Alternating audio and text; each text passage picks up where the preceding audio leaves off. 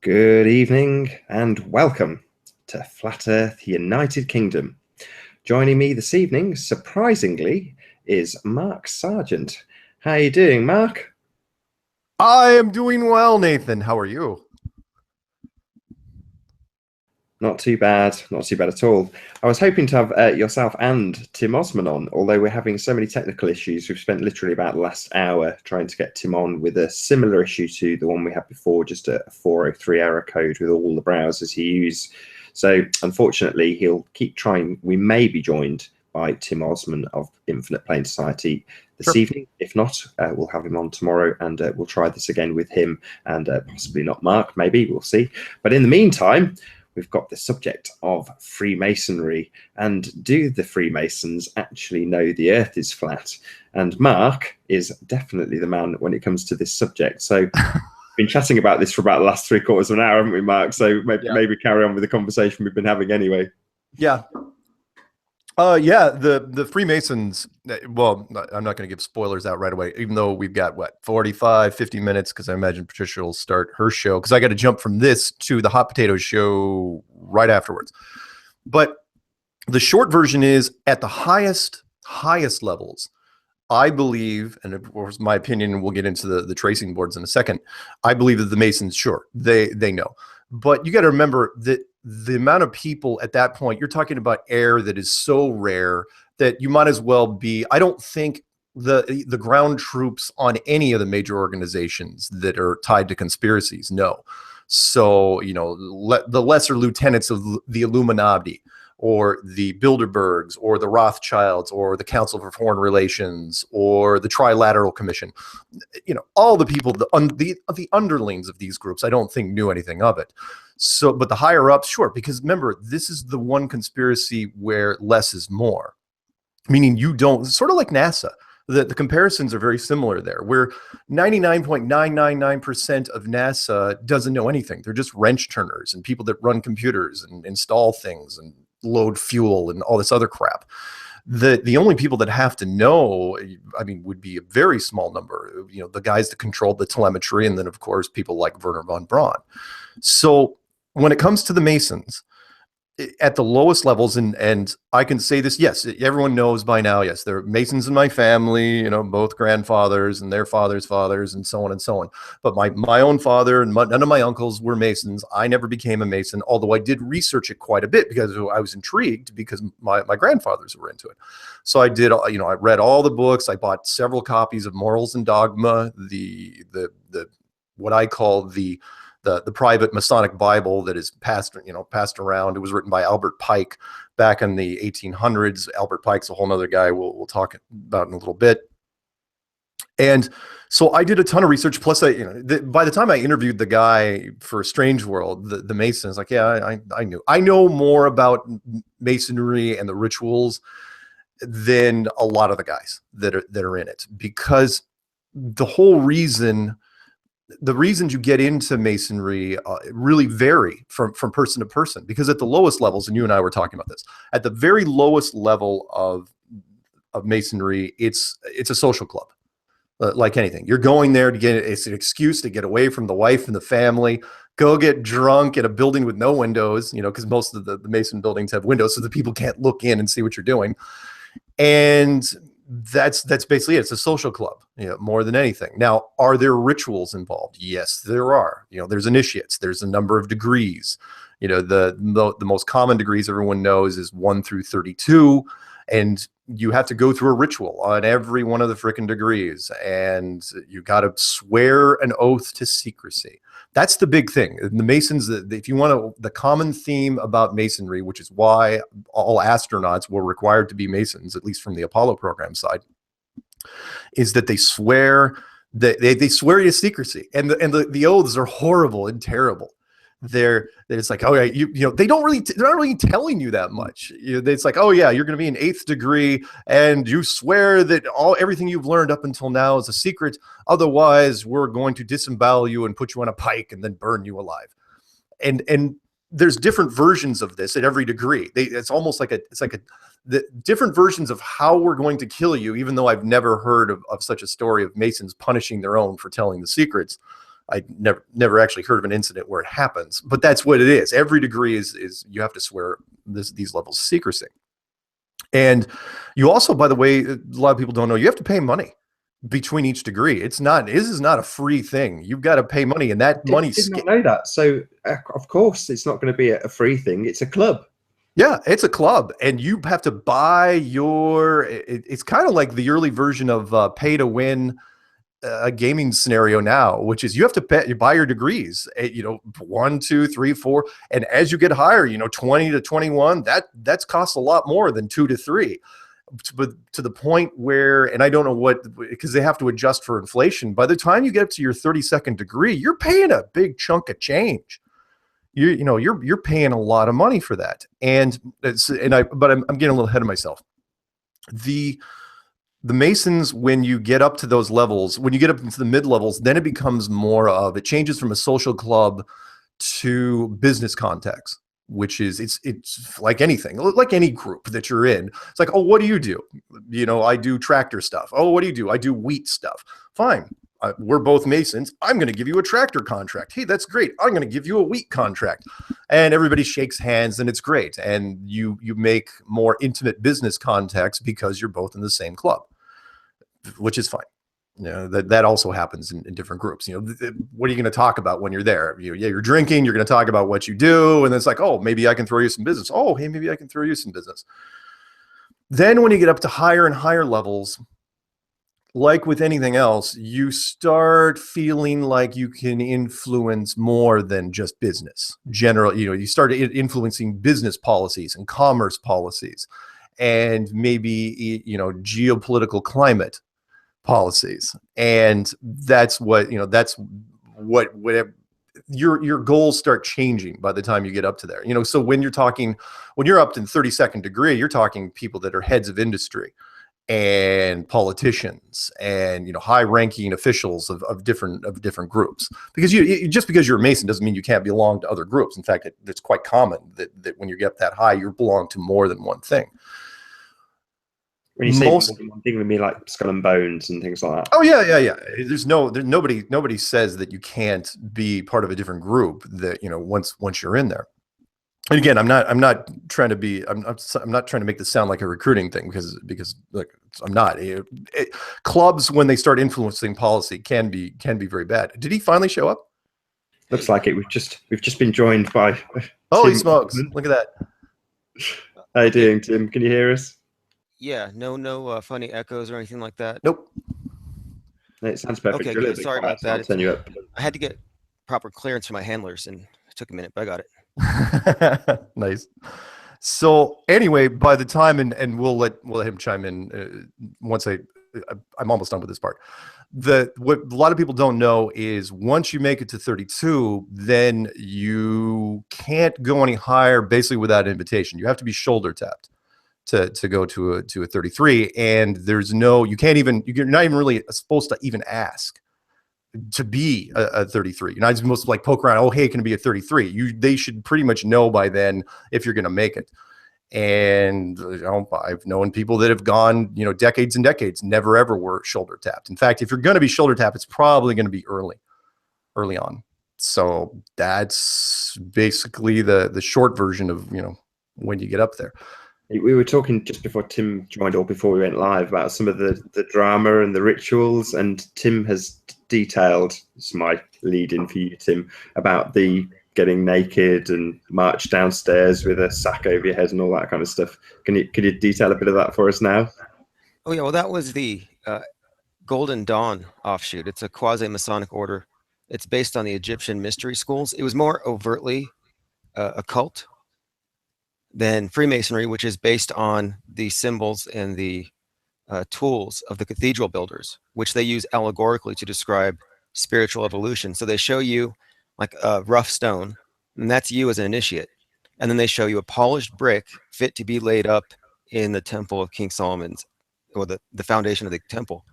But you have to be perfected. You have to be squared off and polished and made all nice and fitting. And so that's the idea of masonry, is it makes good men better. And it's basically Freemasonry, the tools of building is about building your character, building your spiritual self, that kind of thing. So it's an allegory. But with the Golden Dawn offshoot, it was straight up Egyptian Babylonian mystery school based on the teachings of, well, Aleister Crowley consolidated a lot of this stuff. And so it's not the same thing, but the initiations were the same. The symbolism was a little more overt with the Abbey of Thelema, whereas with Freemasonry, it's a little less threatening, a little more Judaized. You might look at Freemasonry as being, like, as far as the imagery, the litany, it's very Old Testament. Whereas Freemason, the Thelemic organizations of the New Age, it's more overtly about, they're worshiping the sun god Horus. They have a big eye of Horus on the wall. Whereas in Masonry, it's not going to be overt and say we're worshiping a sun god. It's very covert. And so I went from, and this is what I was explaining in my channel, I went from the more occult side of things to the more mainstream Masonic. And I was able to see how one is actually hidden in the other. There's always an esoteric side. And as Mark was saying, not everyone gets the full story. And I happen to believe that you could make it all the way up to the top through any organization like this. And Freemasonry is just one example. And not know the deep, dark secrets if you're not someone that they find that they can use. And I believe at the top, it's all mutual blackmail. Yeah, absolutely agree. And I'll say it because I've done it in other shows, which was my grandfather made it to be a 32nd when back in the 50s. Was never shoulder tapped to be a 33rd, and I understood that later. That it's like, well, yeah, I mean, they didn't think they could use him for whatever, who knows, maybe he was a straight shooter, maybe he wasn't, or maybe he wasn't flexible enough that they could use him for something. And so I was like, all right, I get it. I understand. But that's the same way with just about any organization. When you get up that high, it's like, okay, you're going to play ball or you're not going to play ball. I mean, one of the reasons I actually asked you to do this, Tim, was because of David Weiss of Deep Inside the Rabbit Hole. And he contacted me and said, why didn't you cover his masonry? Because there's a lot of people in the flat earth arena that are, I don't know if scared is the right word to use, but apprehensive about having any association or even viewing your material simply because you're a Freemason. And a similar thing happened with Shaq. And I kind of roll my eyes at this stuff, but maybe you can put some minds at rest. Start by telling us how far up you got in it. Are you still a Freemason? Yeah, I can explain all this. And one thing I wanted to do here is really demystify it. There's a lot of superstition among these, and the internet fuels paranoia. And if you start off with a certain assumption about something, you're going to be able to prove it to yourself. What the thinker thinks, the prover proves. And so if you start off with, let me study conspiracies and find out how the Masons are screwing everybody, you can find a lot of data to back that up. If you start off saying, let me find out how the Jews are screwing everybody, or Rome is screwing everybody, you can back it up. I had some friends once who were writers in Hollywood, and they said they couldn't get anywhere because the Scientologists controlled everything. And these friends were Jews. Then I have others saying that Jews control Hollywood. So there's a lot of inconsistency and bad or just plain ill logic. And so I think that Freemasonry gets a lot of scapegoating that it doesn't quite rightly deserve. It's not a monolith. It's not uniform everywhere. And it's just one facet of a bigger problem. It's not just Freemason. That's just one head of this beast. Yeah. Sure, you've detailed it before, but I mean, you might as well go through them. You add Freemasonry to the Abrahamic faiths, don't you? Yeah, and here's the thing: is that when I got into Blue Lodge, it's the first 3 degrees. I went in as an atheist. I lied on my paper because to get in, you have to believe in a higher power. Yeah, I believe in something. And at that time, I wasn't even admitting that. I was just like, we're just meat, It didn't really. I didn't think of it as really. I wasn't really overtly like into it for the spiritual thing. I was just more about the information. I was very atheistic. I didn't believe in any sort of divinity. I had this notion of, a soul and everything. But beyond that, I thought that human beings were pretty much screwed and not everybody was even, not that everyone didn't have a soul, but I thought that most people were dead at the soul level. And so when I went in, I had a completely different intention. I just wanted to learn stuff. It wasn't like I was swearing oaths to serve an organization. And so I went in through my Blue Lodge. That doesn't take very long. It just takes 3 or 4 months. And then the Scottish Rite these days, that's the degrees from 4 through 32. In most places, they break it up over a weekend or 2 weekends, and they do it once a year. It's like an annual thing because it takes so many people to put it together. It's like a play. You know, these initiation rites, it requires a big cast, it requires directors, it requires tons of money, time, energy. You got to house everybody. And so when I did it, it was done over the course of a weekend or 2 weekends, I believe. And so I did go through up to the 32nd, and then I was offered to enter into the shrine. But at that point, I was kind of tired of the whole thing, tired of the clique, big generation gap, didn't seem very productive. Seemed like a lot of just didn't seem like, well, not something I wanted to be a part of. And I learned what I wanted to learn. And interestingly, it wasn't from the initiations. It wasn't from the lodge meetings. Everything good I got out of it came in the form of a collection of books from an older Masonic friend who died, and he left a lot of books behind. And so I had access to the library, and I got my hands on a lot of Rosicrucian and alchemical stuff. And I was looking through it, and I found that much of what I studied from Aleister Crowley was plagiarized right out of the deep recesses of what the Masons know and what the Rosicrucians know, which is a lot of it's about what we would call sex magic. But what I'm saying is that this stuff isn't taught opening the lodges. You're not going to find the deep stuff. You have to look. But it's a good conduit to meet people who are a part of other organizations that kind of coincide. So, for example, if I had not gone through that, I would not have met Rosicrucians. I would not have met certain Templars. But as to the Shriner, that's only open to the 32nd degree. And in some places, they're trying to lower that restriction, much to the chagrin of the Scottish Rite, because they want everyone to have to go through their system. But I didn't do it because it's all based on the Abrahamic faiths. Blue Lodge Mason, you're praying to Jehovah. Go Rose Cross, or rather Arch Mason, Royal Arch, it's Christian. You go Shriner, the shrine is the shrine of Allah. I was like, I'm not going to go bow the same God in different ways. I was kind of over it. I've never been a worshiper of this Abrahamic faith thing. I've always thought of it as like religion is a mind parasite or mind cancer. So, and Freemasonry is a religion. Anyone who says it's not, it's a religion. It's a secular humanistic religion. Absolutely.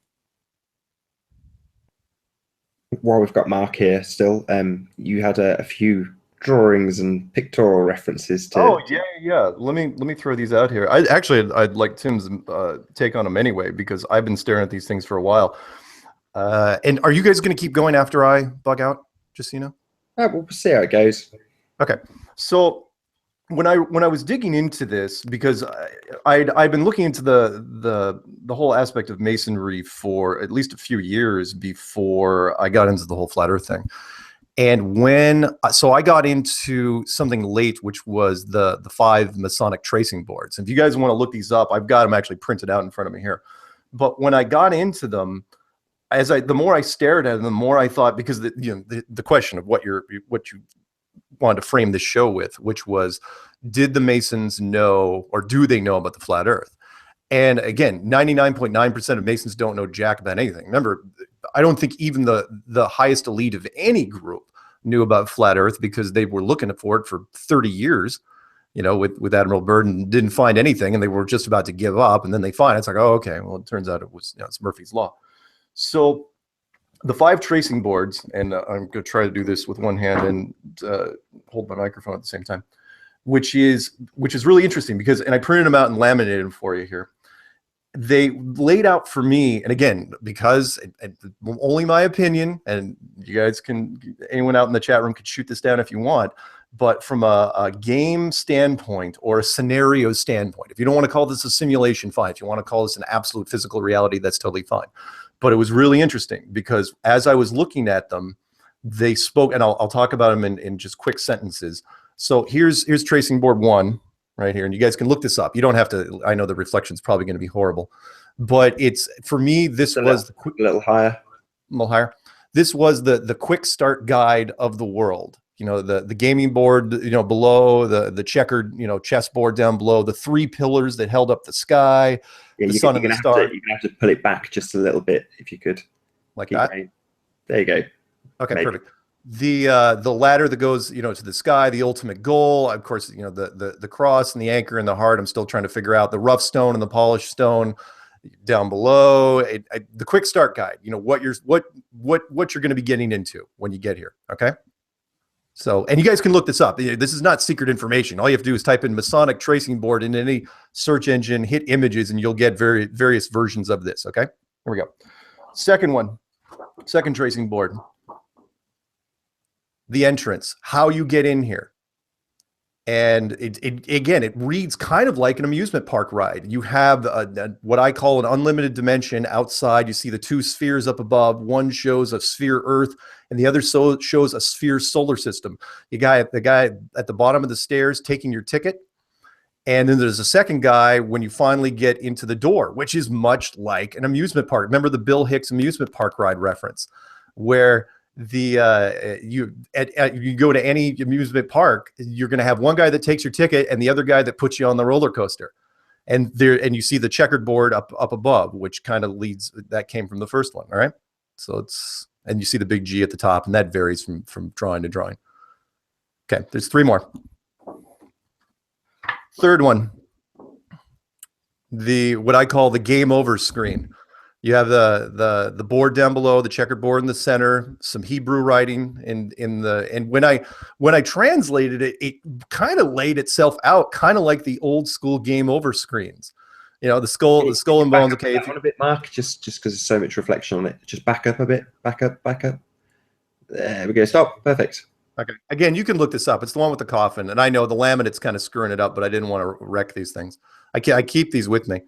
And this was kind of like the game over. So if you die in this world, that's it. This represents the mortality side of it. All right. That's fascinating. And then 4th one, this one's kind of lengthwise. This one was with my favorite of them, which was the exit. And you can actually see, and a woman waits for you outside. A bit higher. Okay. No, that's all right. A woman waits for you outside the exit. And when you look back, that's the building where you came from, which is, again, what I had always envisioned, which it doesn't necessarily, I mean, yeah, there might be a dome structure on the inside, but I think ultimately the structure that houses the dome inside it, I think, is square, because machines do not like thinking in circles. Only human beings think in circles. Try to ask a machine to draw a circle, and it's going to draw a whole bunch of really tiny squares, hence pixels. Everything's in squares when it comes to computers and machines. So and then at where the woman is in the world outside of this, the unlimited universe. Anyway, my interpretation, the all-seeing eye up above. So that's your exit. And then finally, the last one, you guys can look up. There's different versions of this, just tracing boards, 1 through 5. And then the last one, which I will still hold on to this till the day I die. This one, the last one, when I saw this is what kind of got me. This is something that hadn't even existed 15 years ago. It's called, at least back up a bit. It's called, there you go. In our world, it's called an achievement screen, because all these banners are basically thumbnails for achievements. What you've done here, what did you accomplish while you were here in this game? This is basically your recap. It's like, oh, I did this. Were you a good person? Were you a bad person? And all the different aspects of it. And the achievement screen didn't even exist, in our world until very, very recently. So for me, the Masons, I don't think even the highest level Masons knew, more like kind of like nobody knew what was going on in Antarctica, because until the internal combustion engine is developed, what do you really know? You're the king of France in 1600. You have a map that shows what this world really looks like. Until you have the internal combustion engine, you can't explore it anyway. So until you have the tech to actually even decipher something like this, I don't think you. I mean, yeah, you can understand on different levels and talk about it in terms of spirituality and growth, but I still think it has a physical aspect to it. And so that's why I laminated these 5 boards, and I stare at them. I don't know, not all the time, but quite often, and say, okay, what is there anything else in here that I can decipher? So that's what I got out of it. I think the Masons none of the ground troops know anything.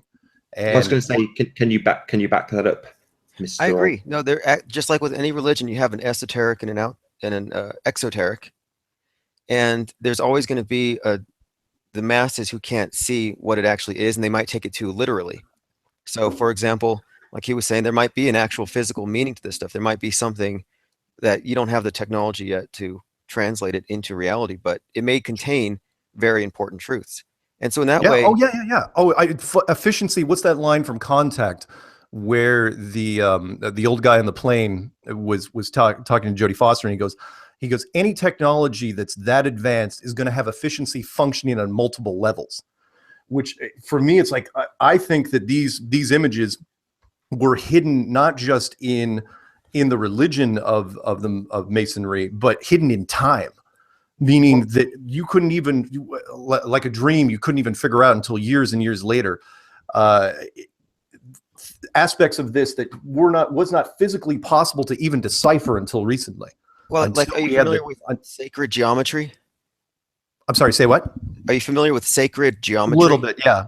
Okay, because there's a lot of this sacred geometry encoded into the cathedrals. So there's a lot of secrets regarding mathematics and its connotations. It's pretty much it is a very philosophical and spiritual organization in terms of this allegorical use of building, the tools of building. But in earlier incarnations, the same system has been used with shipbuilding. Using shipbuilding, you could probably start a Masonic order yourself using the tools and nomenclature of video game design to explain these same concepts. To me, it's just like a generic, it's a system. Like, I don't think Freemasonry is some big bad bugaboo. It's just it's like a union. And like any union or any organization, it has its own traditions, its cultures, its symbols. But I think it takes way too much heat from the conspiracy people who think that, if you're a Mason, like covertly, you're somehow working against them. And I think that's just pure superstition. And you're right. And it's the only one, not to defend Masonry necessarily, but it's the reason why they catch a lot of flack is because it's the only one that's really in the public eye as more than any of the others. Nobody knows nobody in the Illuminati is going to announce themselves. The Rothschilds don't have a television show. Or the Bilderbergs or any of the other groups. You don't see the others advertise. In fact, the Masons don't necessarily advertise that, which is why their membership, you were talking about a generational gap. Yeah, they really have been having a hard time. I remember, quick little story, this was back 20 years ago when I was sitting in a movie theater. I used to go and I always get there early to get my eyes adjusted because I really loved enjoying movies. And this was back before they had video trailers. It was usually just slideshows that would play on screen. And I woke up, I opened my eyes, and there was actually a Masonic recruiting slide that was on the screen. I was going, wait a minute, they are not allowed to recruit. But it wasn't a straight up recruiting. The question, it was like, who are the Masons? We are congressmen, astronauts, blah, blah, blah, all this stuff. Not saying that you should join, like the Uncle Sam, we want you. It was more of just trying to put the intrigue in the air. But the point was they shot themselves in the foot, because a secret society where you're really focusing on the secrets means that eventually once the world got to a point where there were more and more distractions, the enrollment started plummeting to where now you probably know. I mean, their membership is really, really suffering because they're not allowed to recruit, and everyone's doing their own thing. And so it's not high on anybody's list is to join some sort of club along those lines. I had this conversation with many of them, and one in particular was suggesting that he said, hey, look, you need to get your friends in here and take this thing over because we're all dying. Yep. And the numbers aren't there. And at the time, it seemed like a good idea, but I was just like, to me, this is an antiquated organization. Real social interaction and evolution of thoughts and ideas is going to happen here online, face to face. We don't need to do it in secret. We don't need to hide from any authorities. This is not what we're discussing now may have been something that would have been discussed in a lodge 20 years ago or something, but I think it's antiquated. The parallels we could even tie that into the Flat Earth Society, because the media recently has been scrambling around trying to contact people. And, the first thing, let's contact people from the Flat Earth Society.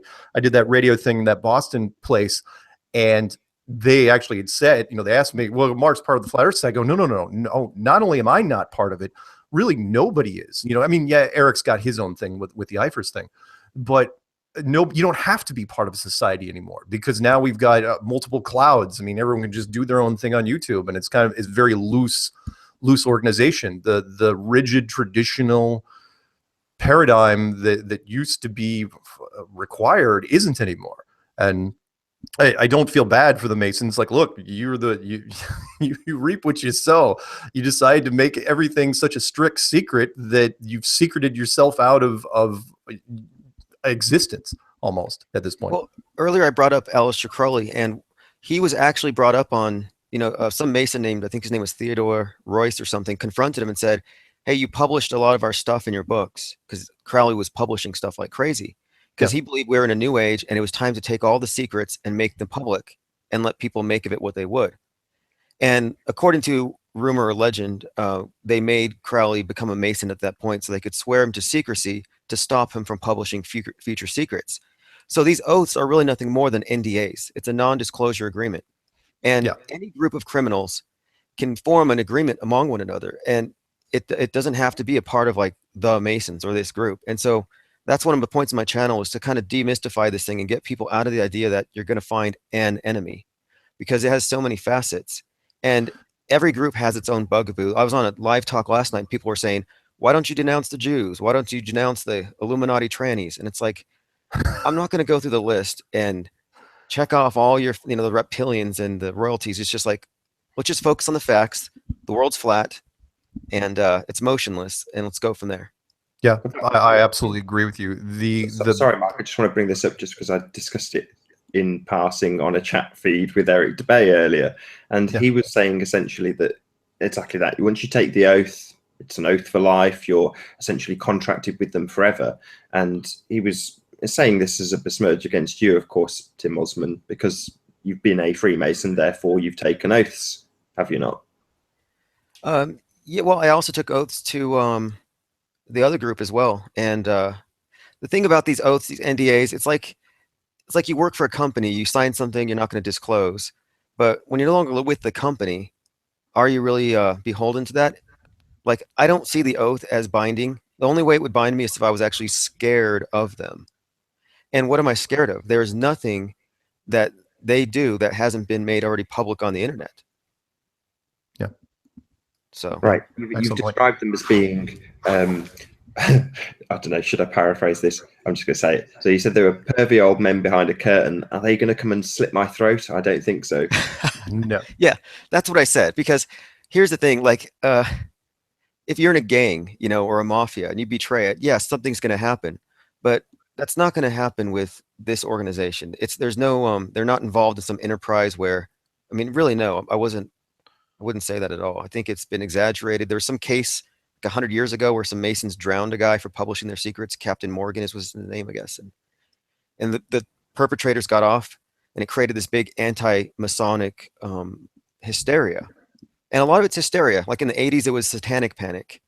And right now we're having the Illuminati New World Order tranny panic. It evolves. Yeah. It used to be reptilians. Now it's constantly changing. And so when Eric says that I'm still loyal to the Masons, he's speaking out of ignorance. I mean, you can leave your religion. If you're a Mormon, you swear oaths to become a member of the Inner Temple, the endowment oaths. Those are Masonic. And I know a lot of people who've left the Mormon church.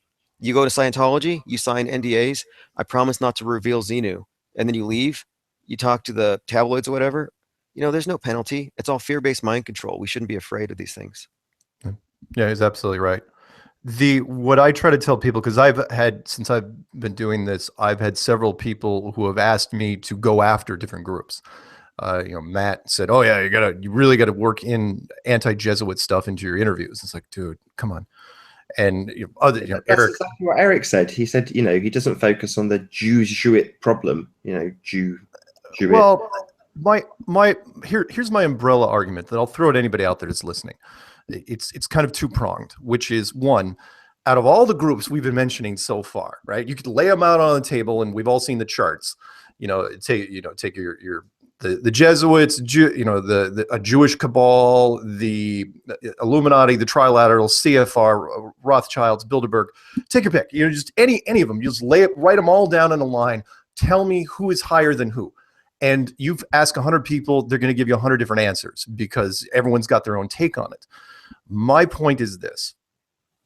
I focus, because you know me, I focus on flat Earth, and that's all I do. That I eat, breathe, sleep it. And for me, if this place, if it is flat, or if closed, not enclosed, either way, I believe that we are part, it was constructed and we are part of it, in here, which means that they are bigger than anything else that's going on in here. I can almost guarantee you that whoever built this place, whatever it is, if it's advanced technology, if it's divine, let's not split hairs right now. If they don't care about the Illuminati, they're not going to care about the Bilderbergs or the Rothschilds, the CFR, or any of this other stuff. And if they don't care about a petty Jewish cabal, then I don't care about a Jewish cabal. I don't.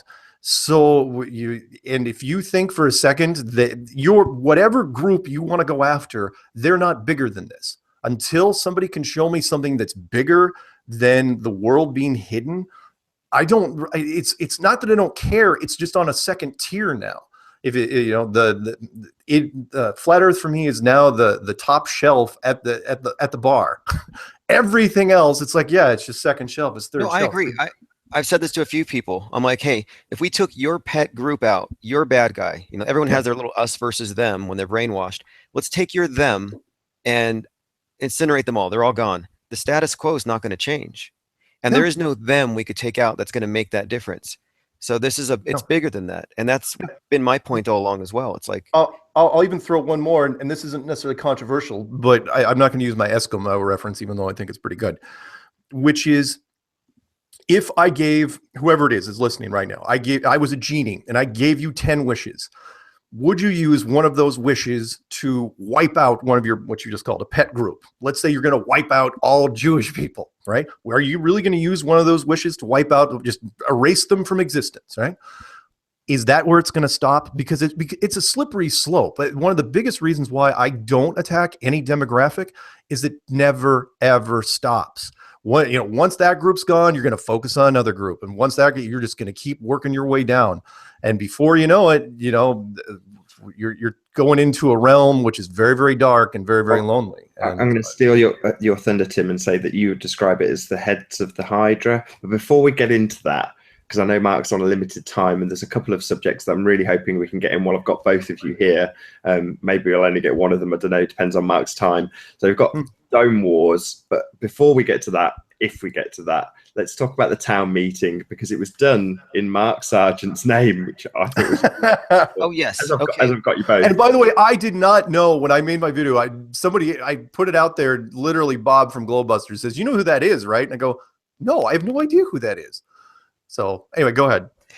Yeah, well, no, I talked about this when I first planned it. I said we need to start getting this into the public record, and so I went to the meeting saying, we might be giving billions of dollars to Hollywood just to brainwash us.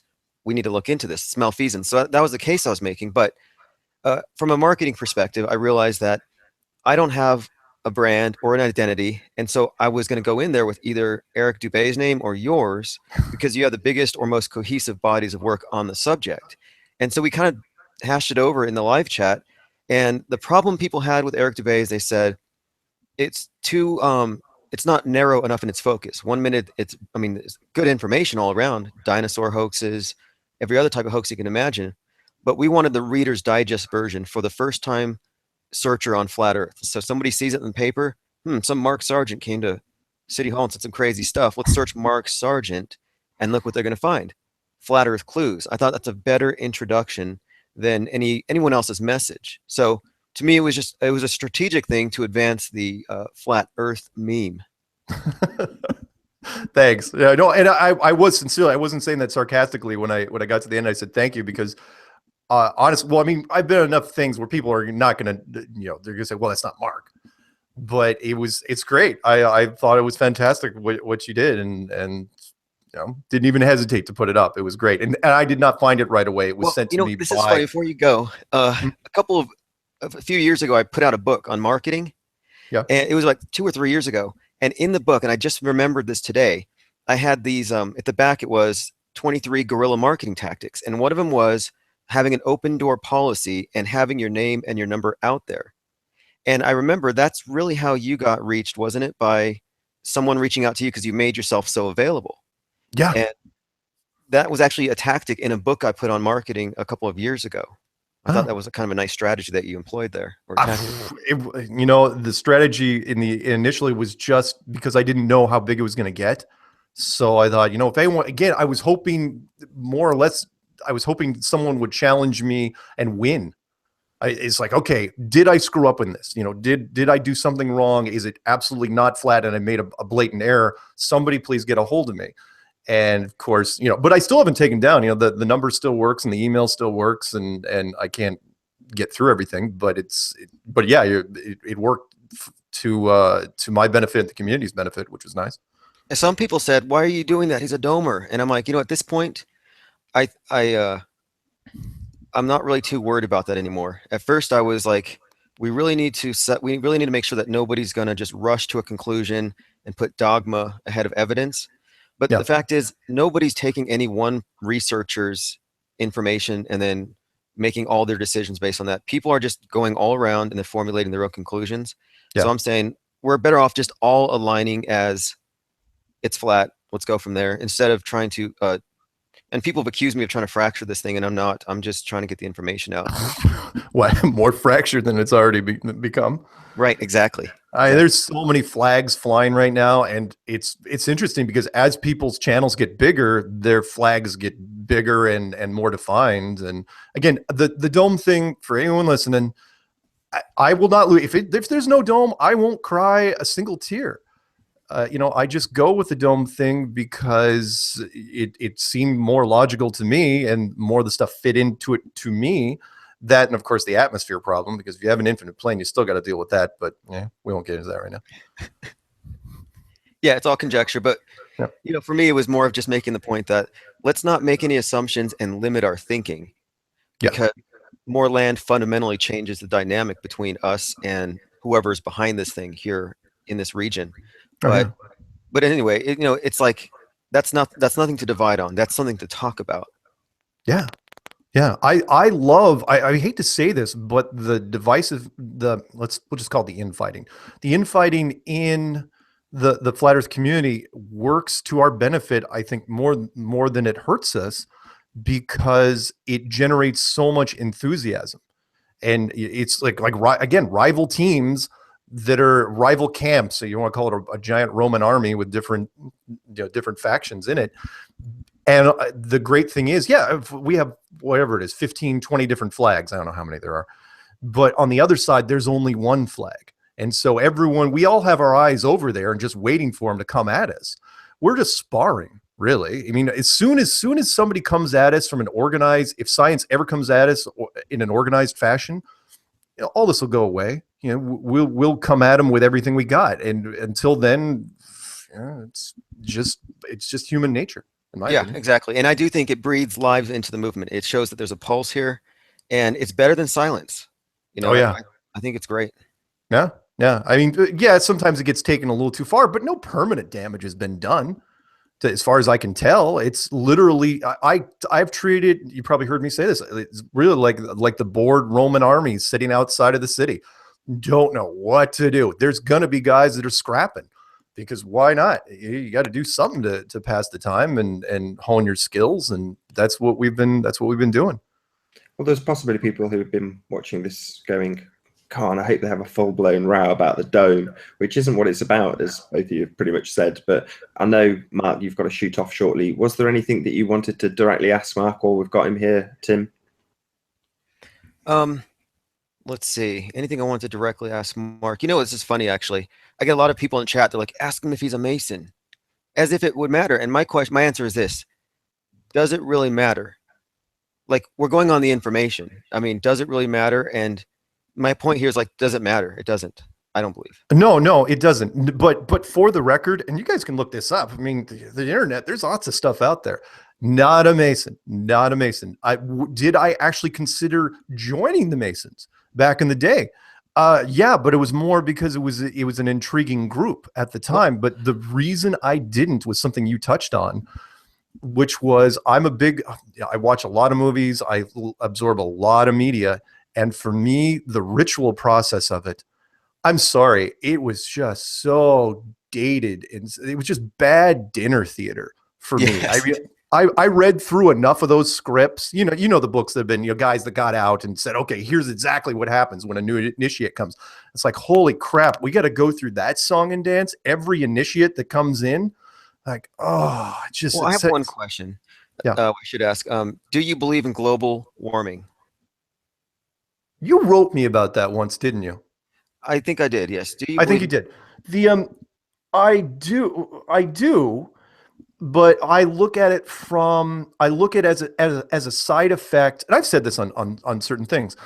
I look at it as a side effect of what we've done in an enclosed system. So when I look at global warming, I see it as, okay, we're in a structure and mankind has a technology now to where we can actually mess with the weather. And I think that there's some automated processes of this world, whether it's the jet stream or the underwater conveyor or whatever it is, that is trying to compensate for it. Like you bringing a propane lantern into your car and cranking it up, right? Eventually, and you've got your car running, eventually your air conditioning system is going to try to compensate for that lantern, and it's going to do some weird things. That's what, in my opinion anyway, that's what I think might be happening here. I think we've done some things, not necessarily, maybe some of it's public because all the internal combustion engines everywhere, maybe from something the military has done. But I do believe in it. Now, I noticed that you said global warming instead of climate change. Because I know that's what the media is trying to lean towards now. Whatever's happening now, there's a lot of weird weather going on. But yeah, I believe in it. Okay, Sure. so that was my question, and here's why. And this isn't a knock on that. I understand your reasoning. It makes logical sense if everything else you've discussed makes sense. Yeah. But the reason I bring it up is that if people wanted to go nuts about, are we secretly working for this? Are we this or that? What is more problematic is, are you voting for big government to solve that problem? Because the big environmentalist lobby is a very anti-human, misanthropic, collectivist organization moving us towards world socialism. And so that would be more problematic than even if you were Grand Poobah of your local Masonic lodge. Oh, good one. Yeah. Yeah. It's a bigger issue. And as far as them solving it, no, of course they're not going to solve. I've heard some of your stuff. Name something that we've done right as a human collective over the last couple hundred years. We've always made the wrong choice for what seems to be the greater good, but it's mostly for greed and selfish interests. Just the bottom line of whatever corporation. But everyone knows this already. So yeah. Okay. Well, no, that's fair enough. Fair enough. It doesn't change the fact that the world's flat. We don't have a picture of it. We want to know why the ISS has bubbles in space and everything else. And that's the bottom line. I don't really care particularly about people's political opinions either, because this transcends all of it. That's what makes it so intriguing. Until something bigger comes along, and I still think there's something bigger coming. I really do. I think that flat Earth is just the framework for what's going to be inside the picture. But the framework had to change, because otherwise, like anything, you got to put it in context. So the flat Earth is the context. Putting it in that, putting a border around it. It's like, okay, now what? I'm just waiting to wake up one day and people, my emails exploded. It's like, have you seen it? Have you seen it? It's like, what is it? So that's what I'm waiting for. And I'd love to get into fake alien invasions and all those good subjects, but I know you've got to shoot off, Mark. I gotta run. I gotta go, Patricia. Hey, nice meeting you, man. Yeah, likewise. Thank you for allowing me to use your name. I won't be sending you a bill. That one's on the house. No, that's really great. I was flattered, and at the same time, it's like, wow, this is really, really cool. And I loved some of the comments that people put in there. I'm trying to figure out what movie references, because they're going, well, we're all Mark Sargent. I go, wait, what movie? Oh, that's Fight Club, right? We're all Mark Sargent. Is that Fight Club? Yeah, that's Fight Club. His name is Robert Paulson. Oh, is that we're all Robert Paulson? Yep. I'm gonna get on a shirt. We're all Mark Sargent. Oh my God. Oh, we'll see how that goes. Anyway, guys, thank you very much, Nathan, and thank you. Do I call you Tim? Yeah, Tim's good enough. Okay. I'll go. Thank you, Tim, very much, and I will talk to you guys later. Have a great day. Thank you very much to Mark Sargent for being on Flat Earth UK once again. I'm hoping we're going to be joined shortly, if it's okay by you, Tim, by Martin Liedtke. He's got a few questions. He said he's feeling very clever today, but I'm sure he's got a few Masonic related questions, if you're okay to hang around just for a bit longer. Sure. Yeah. Thanks for having me on today. I actually didn't know Mark was going to be on, and that's pretty cool. Yeah, he was helping me. He's sort of my go-to tech guy for the obvious reasons. Okay, so I got Convexus on my end, helping me on my end, and yeah, so he was the one feeding me this. Try this browser, try that. It was like, well, we got it. So, and who's coming on? Marty Lead? Not Marty Leeds, no. Martin, who's flat Earth British, but yeah, he's a good guy. He's like my cohort, fellow Brit who talks a lot about flat Earth. He knows a lot about maps mostly. Well, I say mostly. He knows a lot about everything. Martin's one of the smartest people I know. He's just he gets verbal diarrhea. I'm sure you won't mind me saying that, but I've said to him, at least let Tim get a word in edgeways when you've got a question for him. So hopefully he won't be like what's the word, shy of the mute button. So but he'll hopefully join us any minute now. But while we're waiting, there was one thing that I did want to ask, and it may frustrate you that I'm asking this, but you know as well as I that even though you've detailed all of the Masonic stuff and said, look, I'm not a Mason anymore, I'm not beholden to any contracts, there'll be a certain type of person out there that'll just go, yeah, he would say that. Now I know it's kind of almost facetious for me to ask that kind of question, but how could you dispel the myths of those people who are just paranoid? Yeah, I know what you mean. Like, this is what I've been talking about when people have this misconception about it. Like, think about the Inquisition, this idea of like, is she a witch? Well, we don't find any evidence. So, well, let's look beneath the clothes and see if she has any moles. Maybe that'll explain it. It's just they're going to keep looking until they find something. There are some people who are dead set on a specific conclusion, and they're not going to stop till they get there. And so I'm like, well, I'm not here to impress those people. I'm not here to please anybody. I'm here to push the information. The Earth's flat. That's the number one thing. If we make this about the people who are disseminating the information, it makes it a very toxic environment to speak openly. And I think it leads people to think that consensus is more important than truth. And this is not about consensus or agreement. It's about the facts. I mean, I totally agree with you. But on the other hand, there are the sort of, is it the 5 stages of loss? And along that path, you have the fighting, the violent opposition stage where people will just brace against it, only to later realize it as being obvious and apparent the entire time. So shouldn't we have a bit of empathy for the people that are at that stage? Well, some of them, yes, I guess so. But at the same time, I'm just saying is that it's a question of their focus. Should they be focusing on my background or the information that comes out of me? And people should be focused on the information is my take on it.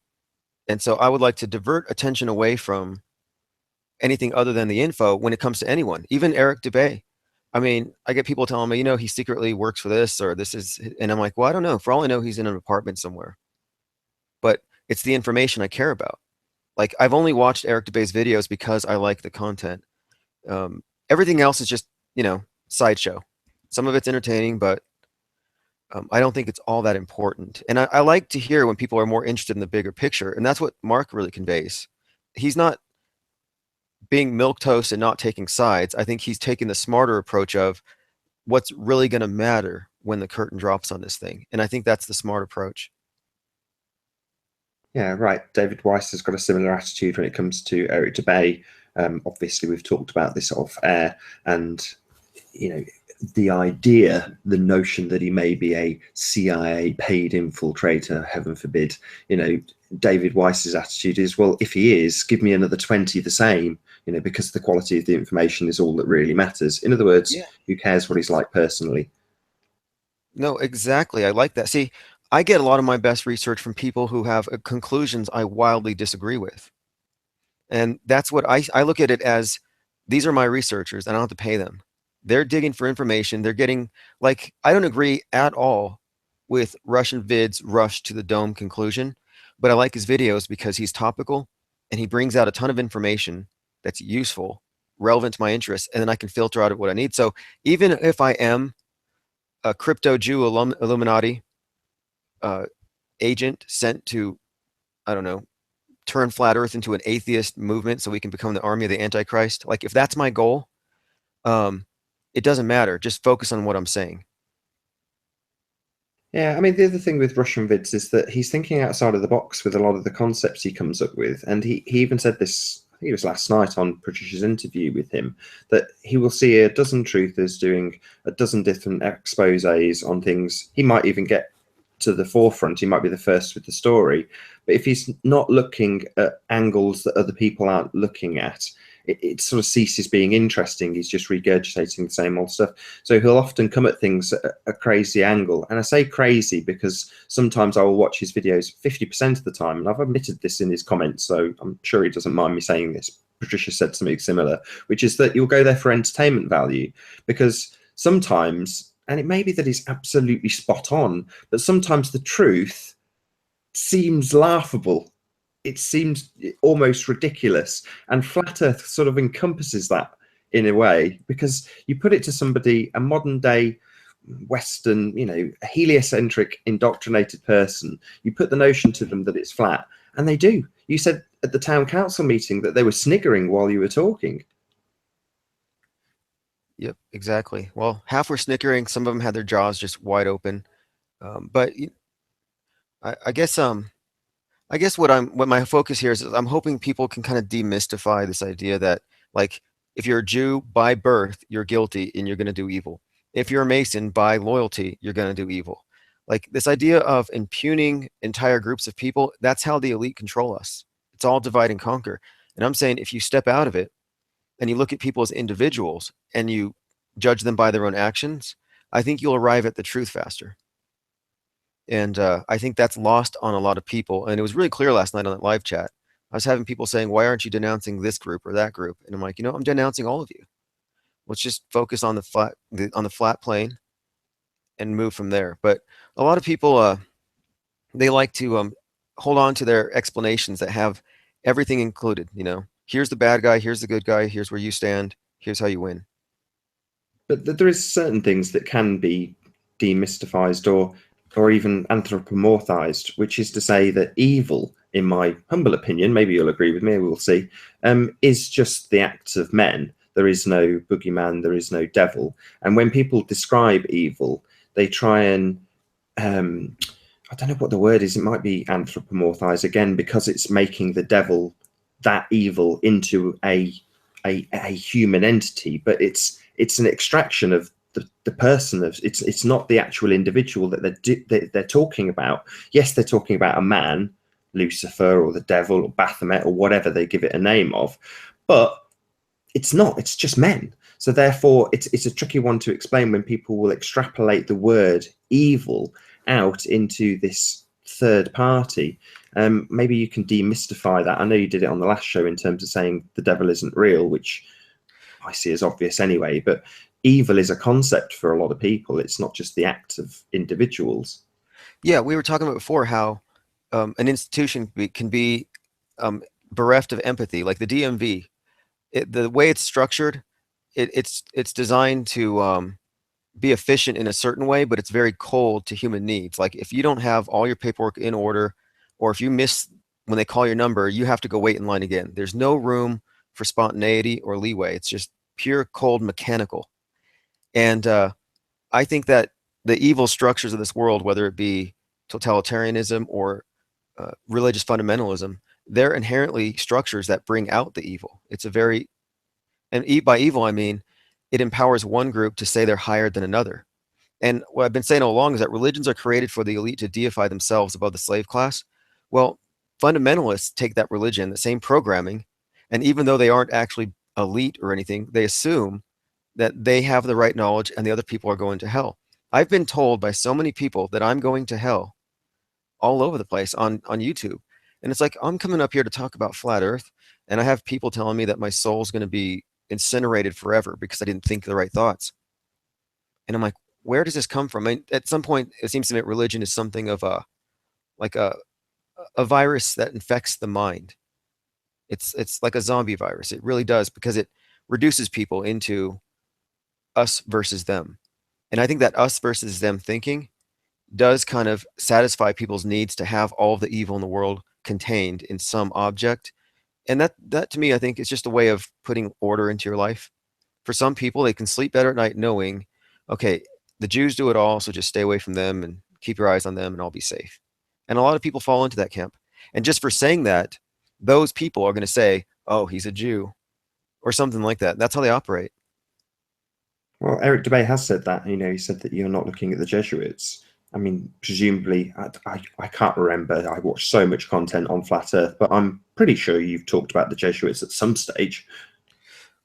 Yes. Well, I have. In fact, I talk about the Jesuits incessantly, and so does he. But the difference is, I talk about the Jesuits as an extension of the Roman Church because it was essentially their uh, militant order, and he looks at the Jesuits as Jews, who because the crypto Jews who were founding members of the Jesuits or whatever. So he thinks it was like the Jews infiltrated the church. No, the Jesuits were created by the church as a direct consequence of the Reformation, and it was for them to retain power in the coming scientific age.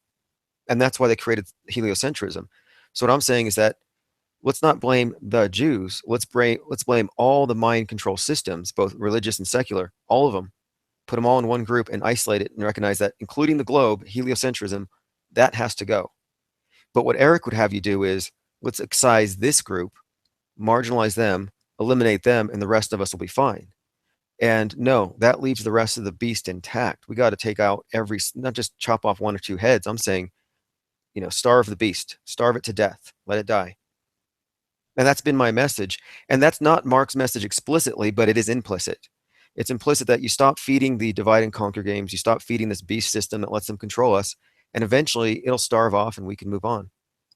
And I see a lot of people falling prey to this, hate this group, hate that group, and I'm a little sick of it, but I'm fine dealing with it. I'll tell them, hey, Earth's flat, let's go from there. I mean, the heads are clear and obvious now. You detail, but the body is government. I'm correct in saying that, am I not? Yeah. World government, globalism, or this structure of increasingly, because it's all parasitic by nature.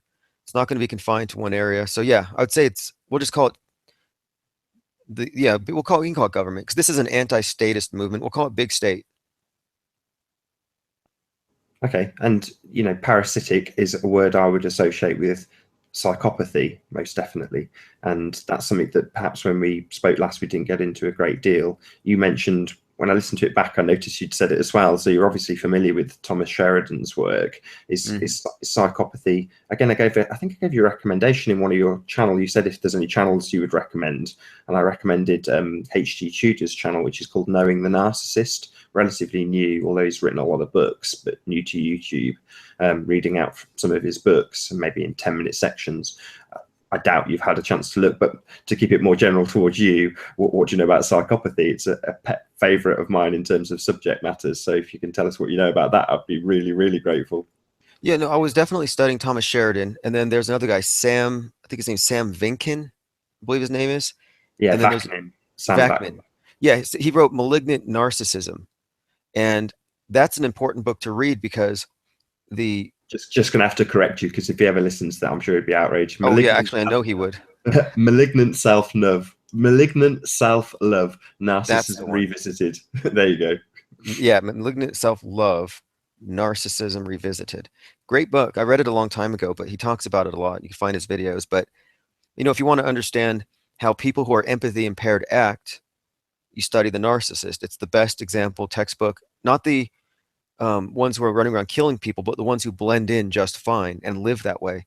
But it's difficult until you've learned how to identify them. So you study Thomas Sheridan, you learn how psychopaths act and how they function, and then you can recognize psychopathy in people because it's invisible. And it's not relegated to one specific race or one group or one IQ range. It's wide ranging. It's like a broken personality. They have some severely impaired abilities to relate to other people, very empathy impaired. And there are certain patterns that are characteristic of all narcissists. They behave in certain predictable ways. And Sam and others have actually broken this down in books to where people can read it and suddenly they look back and they say, wow, this person was a narcissist. Here was a codependent. This person was probably a full-blown psychopath. And it takes the blinders off. And then after studying this for so long, I started paying more attention to, and I came to the conclusion that the God of the Bible, and as well as Allah, all the monotheistic faiths, their gods, the king of the gods, big sky god, is a narcissist. It is a narcissistic construct. And so I've extended that to, if these religions are being made to anthropomorphize government, it makes sense that we could relate to government as it is, as a narcissistic construct. And if you study narcissism, you see that in order to relate to it, you have to relate to it in a certain way. You're a codependent, meaning you're a citizen or you're a subject, that's the king. You're the serf, that's the lord, master slave. There's a dynamic there that the state institutes, and it's all based on this psychological construct used to put us into a state of submissiveness. So we're the ones paying taxes, we're the ones obeying their regulations. It's all about control, and narcissists are control freaks. Yeah, the system has been set up in such a specific way that it benefits narcissistic behavior, and therefore it means you can use a really good analogy of cream. You know, the narcissists being the cream, they rise to the top. So you say it's spread out, but if you go into the city, you know, positions of power, banking, things of that nature, you're going to find a greater degree of psychopaths in those types of jobs because they emanate towards those types of jobs. Excuse me. But again, there's different levels of psychopaths. This is something that's got really well detailed by H.G. Tudor, because you would imagine, by the way we're generalizing psychopaths, although we've split it off from the knife-wielding maniacs, who are absolutely psychopaths also, and splintered it into the people who just blend into the background.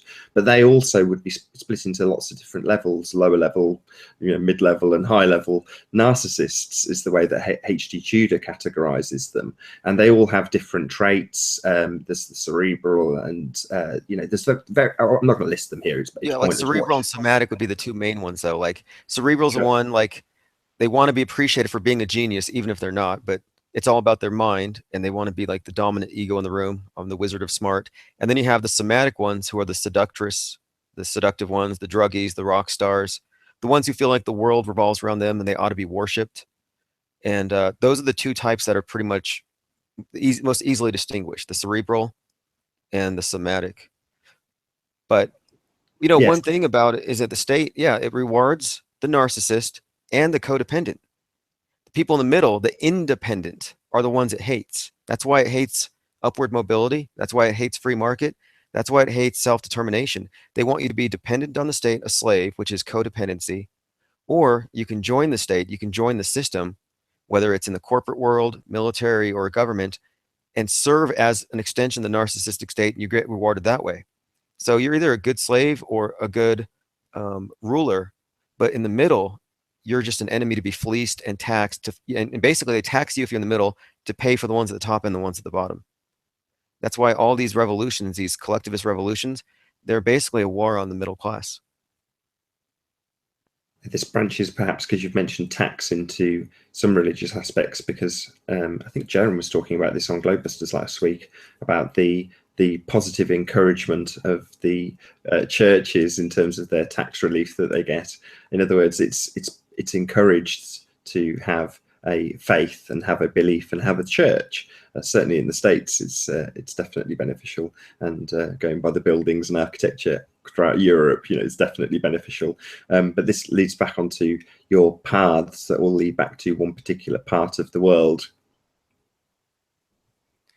Right. Well, we're talking about Rome, right?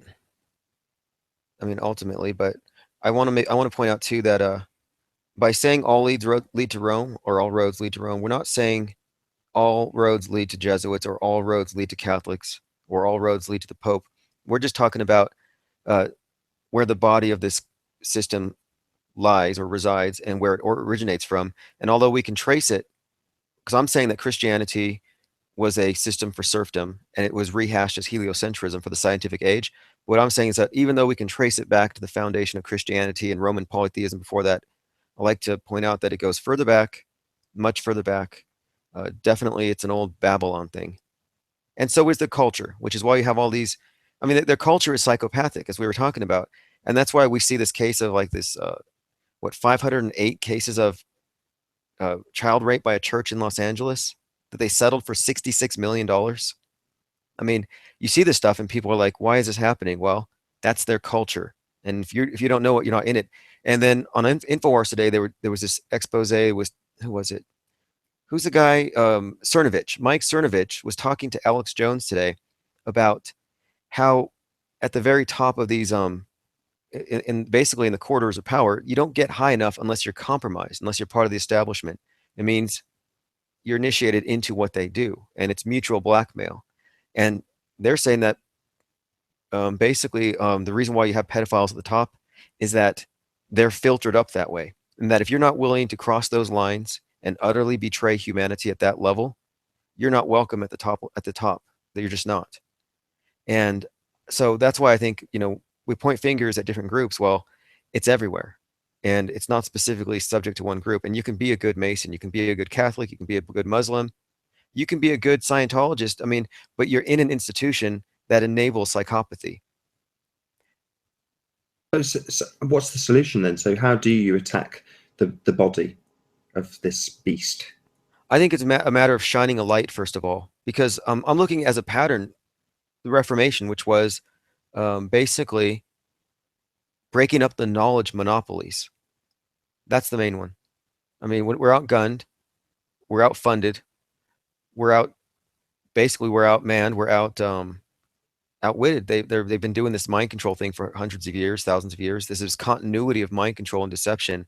They're playing chess, we're playing checkers. So I'm saying if we can just expose the game, show how it works, have the biggest WikiLeaks dump of all time, show the real maps, that's how we fix this thing. There's not going to be an uprising. We're not going to drag out the guillotines. We're not going to have any leaders to decapitate because they don't have leaders anymore. I think they learned their lesson. The French Revolution, these types of ideas of mobs rising up, yeah, that's a real threat. That's why they do things in secret. They don't want people to be able to detect them. But now, the royalty, the elite parasites aren't walking around with crowns and scepters. It's all in the DL, and you can only see it through their secret handshakes and through their symbols, through their coded words. So we're able to detect who it is and how they operate, but we're not going to have a bloody revolution or anything like that. This is going to be a gradual, I think, unveiling as people just find out more and more. But I mean, like we found out now, people have found out, and I can go by myself, I suppose. My reaction was to tell others. And only today I watched a video by Beyond the Imaginary Curve where he went out with, I can't remember the exact phrasing, but a billboard, and it said, "The Earth is flat, Google it, YouTube it," and just film people's reactions as they walked past, which I thought, that's nice. Why not? It's the way advertising works at the most base level. Stick it out in front of people and watch their reaction. And that's pretty much what we're doing right here, right now. But if you're saying it's only going to trickle out at a very slow rate, and you've said it yourself, that seems like it's co-opted or co-optable. What's the thing that gives people hope that it isn't? That's kind of where I'm going. Yeah, well, that's a concern I've had from the beginning. I'm like, well, what if from the beginning they're intentionally leaking it in order to effectively control, like a controlled demolition of an old paradigm, and that this is a controlled revelation of something else? And I was kind of wargaming this in my head. I'm thinking, well, if they're doing it, what would they lead us to that wouldn't change the status quo, that would keep them in power? And the only thing that would possibly do that would be an enclosed system. That's the only thing that doesn't change the status quo on a fundamental level. So Right. I was like, it's all about, you've said it, I'm just taking your words, it's open versus closed. yeah, see, I see, and I don't have a problem with this, but I see what we're on as a plantation and that we're being kept ignorant about the nature of it. Others see this as a simulation, that's all there is, and this is our game board. And they might look at the architecture of it and say, something greater than me made it. And see, I'm not making that leap, whether it's Jehovah or game builders or some higher mind. I'm looking this as men behind curtains dressing up as Wizards of Oz created this illusion that's in our heads. And it's just men. And when I look at what men do, because if it was a creator doing it, yeah, maybe the creator would make this as a little womb to spiritually evolve us. But if it's men doing it, it's out of greed. It's because they want to enslave us. They want to take our children, take our money, suck our blood. And so I'm pretty sure it's men, wizards behind curtains. Yeah, I'm certain it's just men. Definitely just men behind curtains. The grand illusion that we're given daily is a nonsense. I've got one up on screen right now. This spherical sphering Earth is a complete farce, but it's just an illusion. You describe it as a mental construct, and I think that's pretty damn accurate. It's only a globe in your mind's eye. It's never a globe in your eye. Exactly. The globe is absolutely a mental construct. And for that matter, at this point, so is the dome. And I'm the first to say, if I hit, 80 degrees south parallel, whatever, and I start like running some sort of a barrier or boundary or force field, I'll be the first one to turn around and I'll change my web domain from Infinite Plane Society to enclosed system society or something. And by the same token, if there is more land and there is some new wave of exploration by a bunch of billionaire entrepreneurs who want to get away from big government, if that were to happen, like the Peter Thiels of the world, following through with what they've talked about before, which is breakaway civilizations, breaking away from centralized authority. If that happens, then Mark's going to change his website from enclosed world to not enclosed. See? So ultimately, it doesn't matter if we have disagreements on what this thing is. It's just a matter of exposing it first and then going from there. I've still got a few things I do want to cover with you. One was about the shipping lanes. I'm going to maybe keep that in my back pocket. Hopefully Martin will actually join us. If so, we can discuss that topic a little bit further. But yeah, I mean, hopefully we'll just chance it. Let's just chance it and hope that Martin joins mid-conversation. So something I mentioned to you a while back was that even if we are in an ice ring or in a closed system, a dome, whatever, I don't think this, by the way, just for the audience's sake, I know you don't, but if it were, there's so much ocean to hide land in. It seems that there's land masses that appear and disappear on maps anyway. We've got the Hyperborean that appears on various different maps. Do you not think that it's a very strong chance that there's land actually hidden within what they show us as the globe, i.e. that exact land area? Yeah, in fact, at one point, you go through denial. You go through these phases when you encounter flat Earth. Well, my first denial was, well, maybe it's not flat. Maybe it's just bigger than we've been told, and they're hiding more land masses. And then I kind of moved on from there. But I do remember bringing this up to friends a few times, saying, "Hey, do you think it's possible they're hiding land?" And I know a lot of globies who are perfectly comfortable talking about hidden land, but they're not comfortable about flat Earth. So I thought, well, that's kind of a way to edge into the discussion. If you can talk to your friends about hidden lands and explaining, well, they're hiding it in the flight patterns. It's not accounted for on the maps. The elitist, parasitic, enslaving scum who wrote our globes and write our histories just fudged with our maps. That's not a hard sell. I've convinced people of this. And that's not even breaching the subject of, is it stationary and flat? And so that fact alone, just extra land, changes the entire dynamic. If Antarctica were actually a continent full of resources, it would be fundamentally it'd be a big shift in everything around the world right now today if they opened it up for exploration. But they're not going to do that. They're obviously guarding it. So yeah, what you're saying makes perfect sense. And you were the first one to bring this. You brought this up before. I was thinking, okay, am I being closed-minded about the infinite plane? Am I being dogmatic? So I started thinking, what would make sense if there was a dome, and that would still make sense for the elite to want to hide it? And then you brought this up, and I'm like, yeah, that would do it. Maybe there is more land underneath a dome or underneath an enclosed system, and that alone would still keep my worldview, not my worldview, but it would keep my assessment of the elite intact. They're hiding something. They're hoarding something. Okay. One other topic which definitely didn't get covered last time was purely because you hadn't been to the town council meeting yet. It was city council, I should say. But yeah, the term flat Earth, I think, has got a lot of impact, or the Earth is flat, whichever you prefer. But that terminology immediately gets people's attention. But you didn't use it. You deliberately used a Trojan horse method. What's wrong with it? What's wrong with flat Earth? Yeah, I did. You're right. Yeah, exactly. The reason why I used a Trojan horse is the term flat Earth is a thought blocker. It throws up, like in 1984, he talks about it. It's called Crime Stop, where Big Brother programs you with all kinds of internal blinders, like a psychic sensor. And flat Earth cannot penetrate that psychic sensor the first time you hear it. It causes you to laugh. And I thought, well, if I go say flat Earth, I'm going to have 300 people behind me laughing. And when people are laughing at you in those numbers or screaming at you, when there's a mob, it kind of takes away from your message. They can't hear you.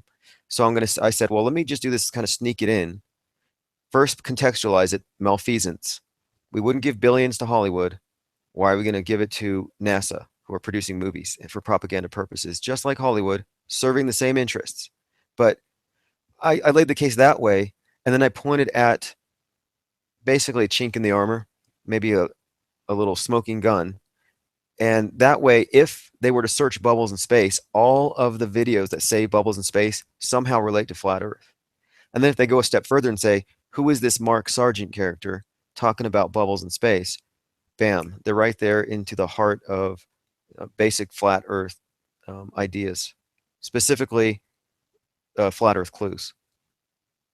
It's also a little bit of a white flag as well, because you've used Mark Sargent to illustrate your point in the Dome Wars, and I think you'll agree. You've kind of moved beyond that now. You've made your point, sort of thing, and it was nice today to see you sort of chit-chatting with Mark. Obviously, you've got different views, but the Earth being flat is a big enough paradigm shift for any normal human being to cope with. You know, once they get into the politics of dome or open space or whatever, they're kind of, how did you put it? They're not getting their information from one person, so it's kind of, who cares, so long as the issue is there, so that we're not all marching down one road towards dome. You know, that's kind of all that really matters. Wouldn't you agree? Absolutely. And then I have people, I even see in the comments here, they're like, he's not talking about the evilness of the Jews enough. And I'm like, you know what? The reason I'm not is that there is enough room on the internet for a wide array of opinions, diversity of thought. And if you're not getting all your Jew phobia out right now, after this, just go watch one of those vids. You don't need to get everything from one source. Like, I don't need to prove myself to every compartment that I'm not their particular devil. I'm not their bad guy. That's not really my responsibility. And so, yeah, I think it's good to talk to Mark. And even though I made a lot of videos calling him a wolf in sheep's clothing or suggesting he might be, like, that's all just, just the debate. But my point is that, yeah, we can have these debates, we can agree, we can fear each other, but once we've talked, we can kind of drop that stuff. And so, same thing with others. I've been actually making a lot of these older videos private where I've laid charges against people where they've come to talk to me about it and explain what they really mean. So I think we have to be open to allowing people to actually speak for themselves. And when people don't speak for themselves, when they avoid the discussion, that's when it gets a little shady. And that's why I called out Eric as a Jesuit, because he's acting conspicuously like one. But if he emails me and says, hey, man, I'm not a Jesuit, I'm just a guy on the internet. If he does that, and if he says, maybe you have a point, maybe I shouldn't only focus on the Jews, then I'll take down all my videos having to do with that topic. No, that seems fairly reasonable. Although one would argue that why should he kowtow to you? Why should he do anything? But by the same token, I mean, complete agreement with you. That's why I challenged him today.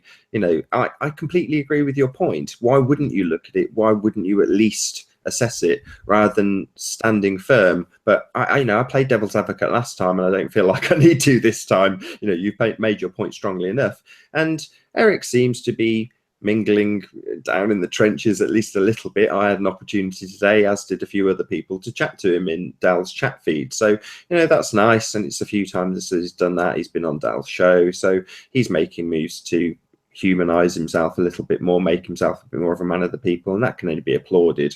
And even if he is a member of these clubs, we've discussed it on this show, does that mean he's been co-opted? Even if he has, like Death says, give me another 20 of them if they've got such fantastic information, because he's exposing a paradigm shift that essentially leads us down the correct path. I mean, I've forgotten the phrasing you use in terms of how we are as a collective. We're anti-government, or I forgot the term that you actually use. Oh, yeah, I use the term anti-statist, which just basically means, yeah, that's it.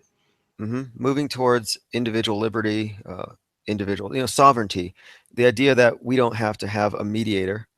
And one of the points I would make, though, is that it doesn't really matter anyway if he does turn out to be, let's say that what's his name is actually working for the Pope directly or something. It honestly doesn't make a difference, because the evidence, the videos, the content speaks for itself. What's the video he did? Bone Wars is a good one.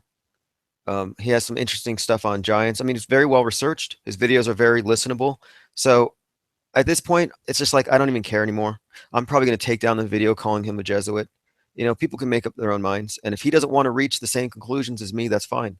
He can keep his final conclusion, or he can do whatever. It's not really up to me anyway to police anybody's thoughts. So I'm probably going to back off of that. If he doesn't want to respond, that's an answer in itself. It's sufficient answer for me anyway. Yeah, I mean, I'm going to justify it in my own way by saying, like with Patricia Steer, you're just using the quote unquote flat earth celebrities to illustrate a point. And why not? You know, if the trolls will do it just to call them a CIA shill for the sake of it with absolutely no evidence, at least you're providing some logic. And at the end, once your point's been made, you've said, well, yeah, I'll take that video down. What's the point? It's potentially divisive and acting like the thought police. You know, I'm glad that you've said these things. It makes me very, very happy. I won't lie. Yeah, But yeah, I'm not here to divide. I'm not here to police anybody's thoughts, and I resent people policing my thoughts. And the internet's big enough for everyone to have their own conclusions. So let's stay fact oriented, and I think we'll be fine. And I am going to take down my "Is Eric Dubé a Jesuit?" because, and this is just for me. For me, it doesn't matter, but he fits the pattern, and it's just I don't agree with his conclusions, and I don't think you should either. But if you want to, that's up to you. We'll figure it out eventually.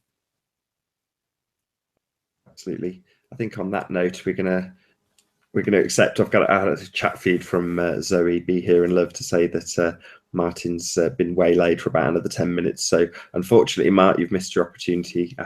Hopefully he'll get a chance to chat to you of his own accord at some stage. But it's been a real pleasure having you on again, Tim. Thank you very much for joining us once again on Flat Earth United Kingdom.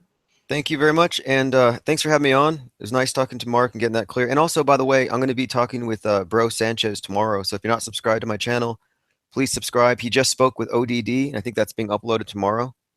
ODD Reality spoke with Bro Sanchez. I haven't watched it yet, but you need to watch that one, and then he's going to follow it up with talking with me tomorrow. Cool. And if you want something to watch directly after this, Mark is going to be chatting with Patricia Steer on The Secret Show. And from me, Nathan Oakley, I'll just say like, subscribe, comment down below, and I'll see you all in the next video.